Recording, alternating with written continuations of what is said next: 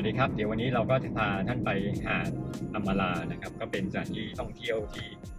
คนบินโดรนเนี่ยชอบไปท่องเที่ยวมากเลยนะครับแล้วก็วันนี้เราก็จะพาท่านไปเที่ยวชมนะครับแล้วก็บินโดรนด้วยนะครับ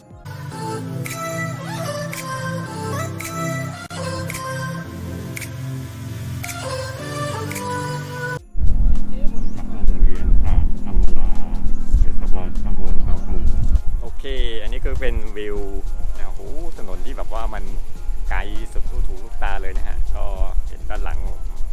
ไกลมากๆครับไกลลุยมาจนตรงมุมข้างหนึ่งของทะเล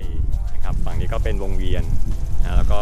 ตรงนี้ก็ไปไหนไม่ได้ละก็ต้องวนกลับนะครับของทะเลนี่ก็พามาเดินตรงวงเวียน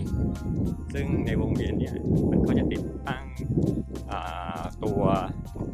โซลาร์เซลล์นะครับเพื่อจะให้เปิดไฟในช่วงกลางคืนได้นะก็จะมีโซลาร์เซลล์เต็มเลยนะแล้วก็ตรงนี้ก็จะเป็นพื้นที่ของชาวบ้านนะก็ด้านหลังจะพื้นที่ชาวบ้านวงเวียนวันนี้ก็แสงตั้งแต่แดดแรงจัดพอสมควรนะฮะก็เป็นวันที่ใกล้ๆกับเดือนธันวาละวันนี้คือเราจะมาบินโดรนด้วยMini SE นะฮะ DJI Mini SE แดดมันค่อนข้างจะแรงพอสมควรนะครับก็ยังไงก็เดี๋ยวติดตามชมนะครับ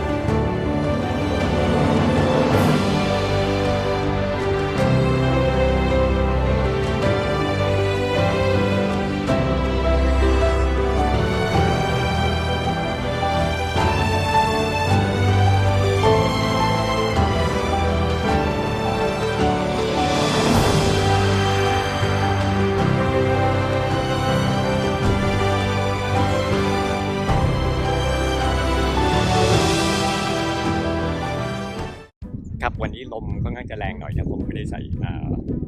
ตัวเด็ดแคทอยู่บนนะครับก็จะมีเสียงฟู่อยู่นะฮะแล้วก็ขออภัยด้วยแล้วก็วันนี้เนี่ยจากการที่เราบินโดรนเนี่ยเราก็พบว่าหนึ่งโอ้โหลมแรงพอสมควรนะครับแล้วก็จะมีแบบนกบินเนี่ยนกบินเต็มไปหมดเลยนะครับผมก็หวาดเสียวว่านกจะมาชนโดรนหรือโฉบโดรนไปก่อนนะครับวันนี้ยังไงก็ขอฝากกดไลค์กดแชร์ด้วยนะฮะติดตามด้วยนะครับสวัสดีครับ